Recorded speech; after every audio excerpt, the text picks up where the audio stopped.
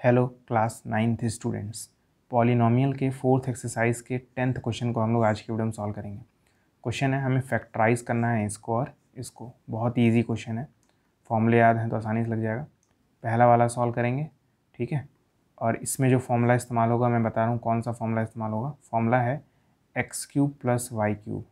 X cube plus Y cube जो है इसका फॉर्मूला होता है एक्स प्लस वाई ब्रैकेट में X square minus X Y plus Y square. ठीक है, फॉर्मूला याद कर लीजिएगा। कैसे पता चला यही फॉर्मूला यूज़ करना है?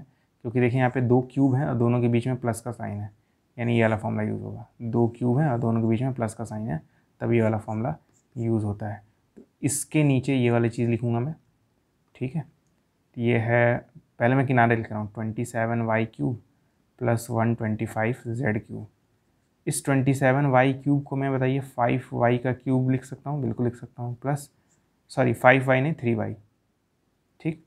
फिर इस 125z क्यूब को मैं 5z का क्यूब लिख सकता हूँ, बिल्कुल लिख सकता हूँ, क्योंकि 3 का क्यूब 27 होता है, 5 का क्यूब 125 होता है। तो मैं अब यानी इसको फैक्टराइज नहीं करूँगा, इसको करूँगा। तो इसके नीचे ना ये वाली चीज़ लिखेंगे हम लोग, ठीक है, विच इज़ 3y का क्यूब प्लस y के नीचे मैं लिखूँगा 5z का क्यूब। अब ध्यान से देखिए, x की जगह 3y है और y की जगह 5z है। x की जगह क्या है?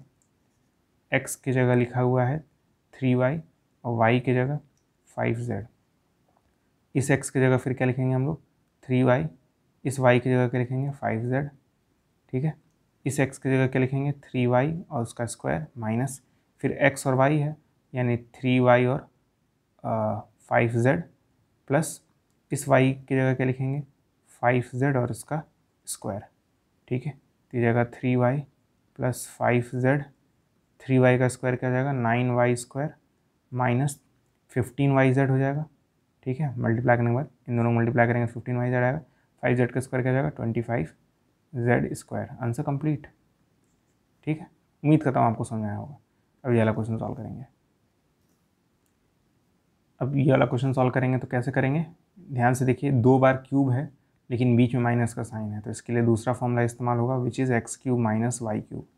और इसका फॉर्मूला होता है एक्स माइनस वाई ब्रैकेट में X square plus X Y plus Y square. फॉर्मूले ध्यान से देखिएगा, ठीक है। अब देखिए, मैं वापस क्वेश्चन पहले यहाँ लिख रहा हूँ 64m cube minus 343 n cube, ठीक। तो 64 जो होता है वो 4 का क्यूब होता है, तो इसको मैं लिखूँगा 4m का क्यूब माइनस 343 जो होता है वो 7 का क्यूब होता है, तो मैं लिखूँगा 7n का क्यूब। और ये जो चीज़ हमें मिली है इसको हम लोग इसके नीचे लिख देंगे, ठीक है। तो ये हो जाएगा 4m का क्यूब माइनस 7n का क्यूब। अब ध्यान से देखिए, x की जगह क्या है? x की जगह 4m लिखा है और y की जगह देखिए क्या लिखा है? y की जगह 7n लिखा है, y की जगह 7n, ठीक है। तो इस x की जगह क्या हो जाएगा? 4m माइनस y की जगह क्या हो जाएगा? 7n ब्रैकेट एक्स स्क्वायर मतलब 4m का स्क्वायर प्लस एक्स वाई मतलब यानी x यानी 4m और y यानी 7n को मल्टीप्लाई करना है, y स्क्वायर मतलब 7n का स्क्वायर, ठीक है।